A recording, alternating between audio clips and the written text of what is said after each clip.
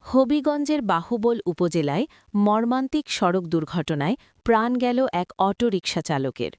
ঢাকা-সিলেট মহাসড়কে যাত্রীবাহী বাস ও অটোরিকশার মুখোমুখি সংঘর্ষে ঘটনাস্থলেই নিহত হন সাজু মিয়া নামের এক যুবক।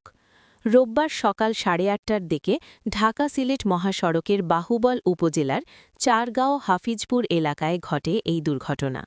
শ্যামলী পরিবহনের একটি যাত্রীবাহী বাসের সঙ্গে বিপরীত দিক থেকে আসা একটি অটোরিকশার মুখোমুখি সংঘর্ষ হয়। সংঘর্ষে তীব্রতায় অটোরিকশাটি দুমড়ে মুচড়ে যায়।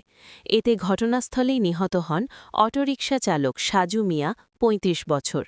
তিনি বাহুবল উপজেলার মিরপুর ইউনিয়নের বানিয়াগাঁও গ্রামের ফিরোজ মিয়ার ছেলে। দুর্ঘটনার পরপরই স্থানীয় লোকজন আহতদের উদ্ধারে এগিয়ে আসেন। খবর পেয়ে বাহুবল থানা পুলিশ ও ফায়ার সার্ভিসের সদস্যরা ঘটনাস্থলে পৌঁছে উদ্ধার কার্যক্রম পরিচালনা করেন। পরে মৃতের মরদেহ উদ্ধার করে প্রয়োজনীয় আইনগত প্রক্রিয়া সম্পন্ন করা হয়। এ ঘটনায় কিছু সময়ের জন্য ঢাকা-সিলেট মহাসড়কে যান চলাচল ব্যাহত হয়।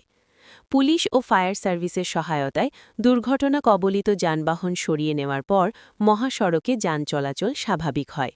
হঠাৎ ঘটে যাওয়া এই মর্মান্তিক দুর্ঘটনায় এলাকায় নেমে এসেছে শোকের ছায়া।